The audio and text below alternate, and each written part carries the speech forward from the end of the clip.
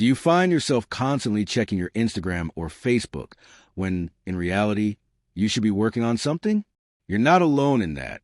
As Newport observes, we live in a world that continually distracts us. But if we want to truly achieve excellence in this age of procrastination, we'll have to learn to concentrate. How? Read on and get ready to learn how you can achieve true mastery through deep work. What is deep work? In 1922, at the height of his early career, psychiatrist Carl Jung decided to build a 2-story tower in the woods on the banks of Lake Zurich. He would use the reclusion of this tower to immerse himself in his work, and eventually became one of the most influential thinkers of the 20th century. Jung's ability to commit to deep work undoubtedly played a big part in this. Deep work is a term coined by Newport and describes professional activities performed in a distraction-free state that pushes your cognitive capabilities to the limit. The benefits of deep work are measurable. They allow you to achieve mastery in any given subject and to create new and unique value. Deep work can actually have the same effect on our cognitive ability as holding 3 Ivy League degrees. And allowing for deep work in our lives will hone our ability to focus on what's most important while drowning out that background hum of nervous mental energy that seems to increasingly pervade people's daily lives. Why do we need deep work?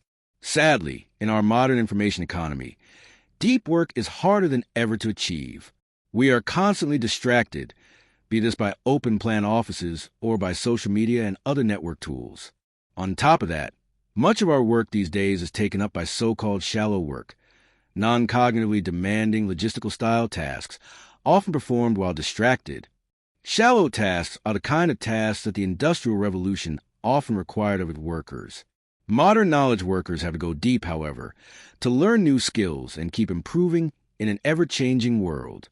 McKinsey found in 2012 that the average knowledge worker now spends more than 60% of their workweek engaged in shallow tasks, such as browsing the internet and answering emails. So, network tools actually push us from deep to shallow work. And once used as such distraction, it's hard to reverse the process.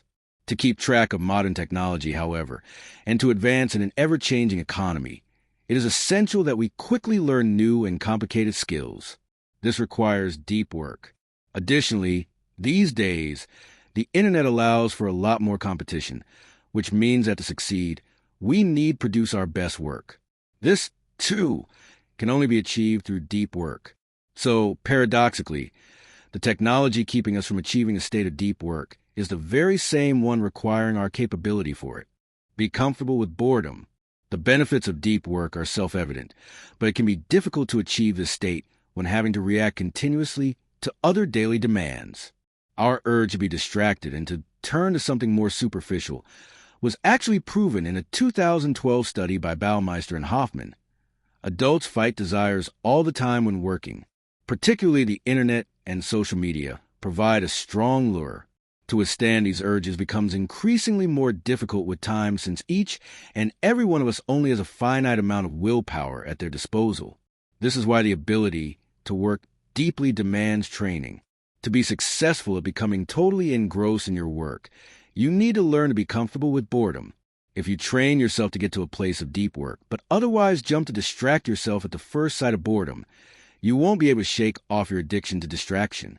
If we get used to the constant switching of attention online, for example, this harms our brains. As NAS found, people who multitask all the time can't filter out irrelevancy.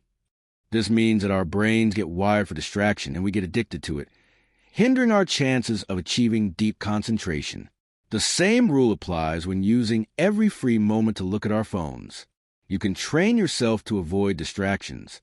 Set yourself a hard deadline when working on a task requiring deep focus. Think about how much time you would usually set apart to do this, and then challenge yourself to achieve it in less time. This will mean that no distractions can keep you from work. Dealing with online distractions. In 2013, author and digital media consultant Baratunde Thurston decided to go on a 25-day social media break. He enjoyed the new sense of quietness in his days and focused more deeply on the things he was doing. This kind of internet Sabbath is typical for the take-it-or-leave-it approach society adopts these days toward social media and other network tools. Either you use them or you don't. Most people do not see a middle way of dealing with the distractions provided by the internet. But let's face it, we're hardly going to give up on the internet. So we need to find a way to deal with it in a manner that still allows for our deep work. Social media is designed to hook us and make us addicted. So it is important to see it in a different light. Many of us have adopted an any benefit mindset when it comes to network tools, meaning that if they have any benefit at all, however small, we will be using them. It is important to see these networks for what they are, tools to enhance our performance. So we should approach the question of using them the way a craftsman would. Only use them if their positive impact outweighs the negative ones. A practical way of doing so is by identifying the main high-level goals in your life, both professional and personal. Then list the 2 or 3 most important activities to help you achieve each goal. Finally, evaluate the network tools you currently use and outline whether these have a positive or negative impact on said activities. Only keep using the tool if its substantial positive impacts outweigh the negative ones. In short, be mindful of your use of social media and use it in a way dictated by you. Do not let your life be dictated by it. Getting rid of shallow work. A software company named 37 Signals decided to shorten their work week from 5 days to 4 in 2007. Following the change, employees were still getting the same amount of work done because they were now more deeply focused on their work in the 4 days they were working. As co-founder Fried explained it, fewer official working hours help squeeze the fat out of the typical work week. Shallow work, such as meetings, answering emails, appointments, and answering calls, can easily consume an 8-hour workday. On top of that, even in our private lives, we spend much of our time on autopilot, such as while watching TV.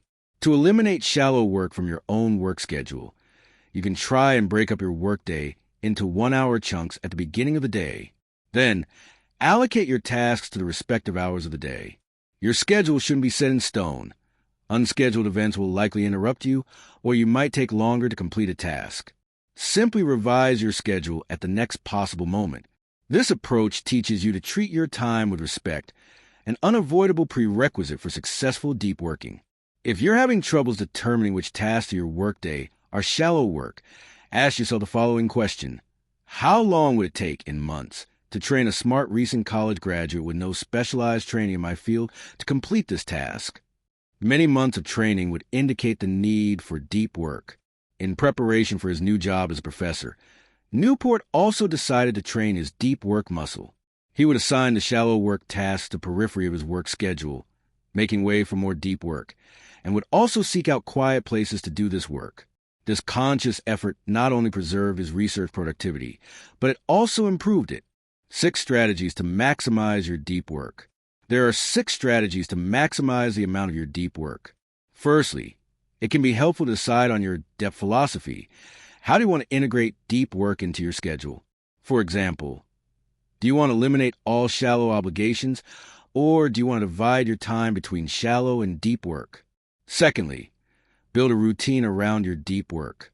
Determine where you work and for how long, how you work once you started, and how you support your work.